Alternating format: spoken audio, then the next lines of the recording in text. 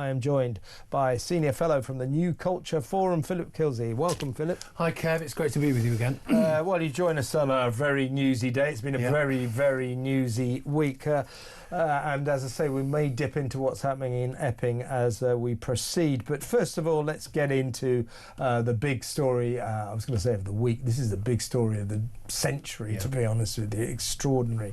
I suppose the question we could ask in terms of this is the Afghani airlift that we weren't allowed to know about, the extraordinary manoeuvre by the government to take out a super injunction to keep secret from the people who elected them, this bung up, this balls up by a Ministry of Defence official. It was actually a military person, apparently, who pressed the wrong button, shared details of 100,000 Afghanis who were supposed to have helped us during the Afghanistan war, putting them at risk from the Taliban, of course.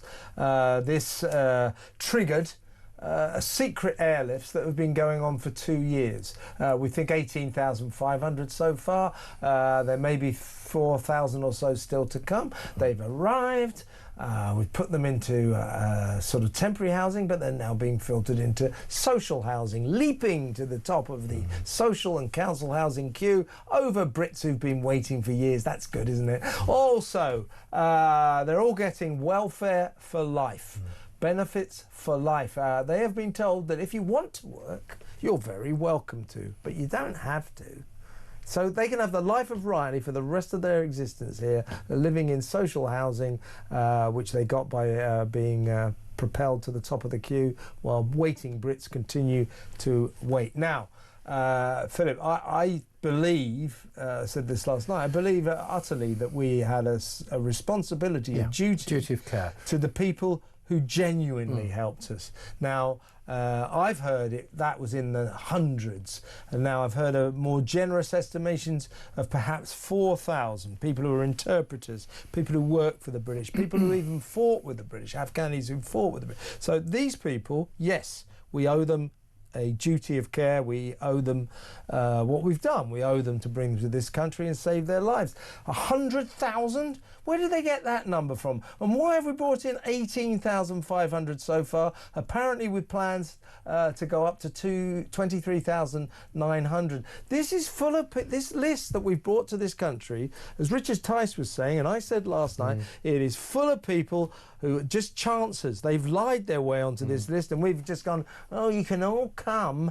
Government isn't that simple. Ben Wallace, Grant Shapps, the Ministry of Defence, the Defence Secretaries then, they should have got to grips with this and said, right, well, who genuinely deserves our help, because we can't have all of these. Instead, they took the easy route and said every single one of them can come. This is an abrogation of responsibility by that government. Oh, it is. It really is. And bearing in mind that Rishi Sunak was talking about stopping the boats. My God, we know about Keir Starmer talking about stopping the boats. And here we are. They're not stopping the planes, are they? No. So we're what are we talking here? £7-8 billion this is going to cost? Nobody knows, do they? Because we don't know how many people are here. This has been going on for years, and it's the hypocrisy that I think will really get people, but also people are scared about this. If there are hundreds of thousands, 100,000 people here who really shouldn't be here, who actually had nothing to do with helping the British forces in Afghanistan, who are from a culture that is absolutely incompatible with British culture, there is real danger here. You know, again, it's that same narrative that we talk about in the news so often. It's hypocrisy, ineptitude and danger. All of those things go together, and it's always the British people, and it's always very definitely women and children who suffer here. Yeah, and there's a lot of lies flying around right now. We're being told each and every one of these Afghanis who's been granted asylum in Britain, they have been thoroughly vetted. Had they? Hell. No. What we do know is among them is a small number of sex offenders who had previously applied, and were rejected because they're sex offenders, but because now they're on the Taliban kill list, as it's being dubbed, they've been allowed to come. So we've literally knowingly imported some sex offenders. And this is another example of foreigners being prioritised over indigenous British citizens. Yeah, it echoes echoes some of the stories that the two of us have talked about in the past. I'm thinking about the Pakistani paedophile who was entitled to a family life. I'm thinking about the chicken nuggets case. All of those things. It's ridiculous excuses, and they seem to be obsessed with bringing as many people into the country and putting as many people at risk as they possibly can. Now there are some difficult aspects to this story. The government does need to be an element of secrecy in government, because secrecy and security not go via hand the in courts, hand, but not via the courts. Not via the courts. Not via super injunctions. Yeah. This is Ryan Giggs territory, isn't it? This is celebrities keeping their dirty little celebrity secrets. Philandering. Yeah. That's what these are about. It's about actors and pop stars who don't want you to know that they've been screwing around behind their partner's back. That's what these are usually used for. And the government, I'm calling. I've done this all week. I'm calling for a law to stop governments going to the courts to keep secrets from the people who elected them. Now, as you say, part of the process of government has to be secret, but that must rest with the responsibility of cabinet ministers and people on committees. They have to be trusted. They can't go to the courts. No. I kicked off by saying, where is Grant Shapps? Grant Shapps, Ben Wallace got the original super injunction out. He said yesterday, I have no regrets about their lives are at risk. Well, you should have regrets because this was incompetent. Obviously, massive mistake, human error. It does happen sometimes. Some idiot pressed the wrong button and all these details were shared. Now, this list, 100,000, to go back to the quantity and the numbers involved, this list was everyone who had applied to come and live here, to please get me out of Afghanistan, please can I be one of your special people. That's literally anybody. It's everyone who applied. Yeah. Most of them didn't help the Brits at all, and yet Ben Wallace says, oh no, they can all come. Every single one of them. Now, Ben Wallace took out a super injunction, which he shouldn't have done, but I don't think, in fairness to Mr. Wallace, he envisaged it would last long. He was superseded by Grant Shapps, the little weirdo, and so many of these people in politics are little weirdos, aren't they? Sadiq Khan, little blokes with Napoleon syndrome. Complex, yeah. Anyway, Grant Shapps, he's the one, he aggressively kept going to court to continue it, and every time, and all these judges, I was reading about it yesterday, all these judges in these, when you talk about behind closed doors, these hearings were literally held behind closed doors that were locked. So no one was allowed to get anywhere near it. Very, very secret. And Grant Shapps kept saying, extend, extend, extend. The people can't know about this. Judges, successive judges said, look, you're talking about £7 billion worth of public expenditure. You're talking about importing thousands and thousands of foreigners into this country. The people have a right to know. And then Shapps would say, but if you lift that super injunction, people will die. So every judge went, well, okay then. But the judges were very, very unhappy about it. So Shapps is the villain of this story. No one can find him. Well, to be fair, if I was Grant Shapps, I'd be holidaying in the Maldives as well at this point.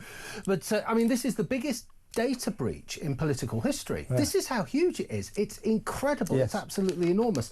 And what is Grant Shapps' response? Of course, it's to save himself, his career and his own backside. That's essentially what it is. Yeah, and the entire government, this is what this was about. They say we took out the super injunction to protect lives. I don't believe it for a second. No. They took out the super injunction to keep from the people, as you say, the most massive, egregious data breach leak of all time. Yeah. They didn't want us to know about it. That's why they took the super injunction out. It wasn't about saving Afghan lives. This was about saving the reputation of the government, and Grant Shapps kept it going, and remarkably, scandalously, it carried on for 2 bloody years. For 2 years. I mean, so I think he took over 2 days after this had happened.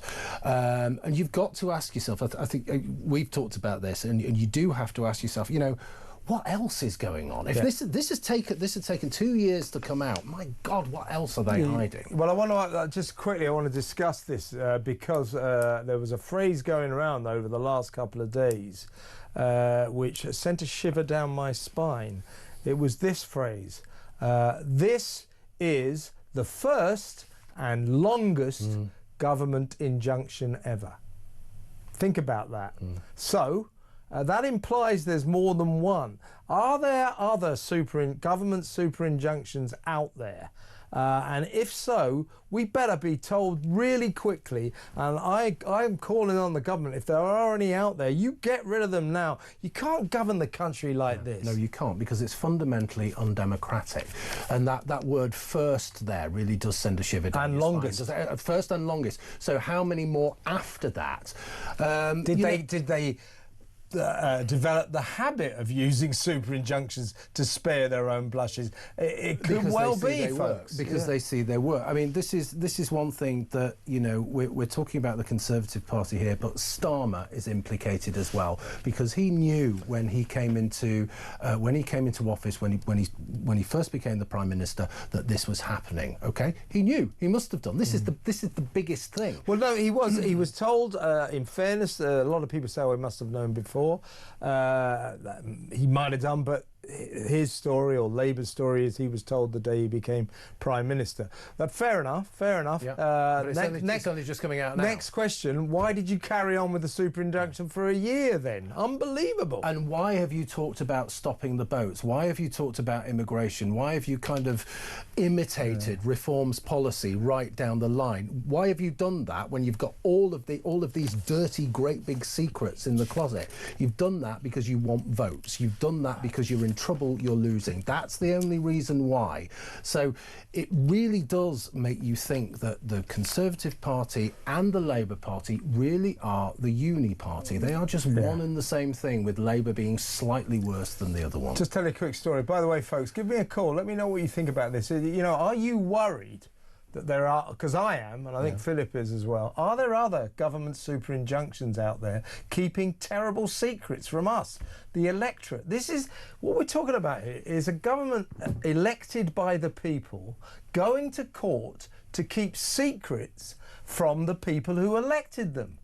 That cannot be allowed to continue. This must not be a system of government in this country. Keeping this kind of secret from the people is the sort of thing they do in North Korea and Russia and China and Myanmar, and we must not go down. I'm just astonished that the Tory cabinet and this Labour cabinet as well didn't see the problems here.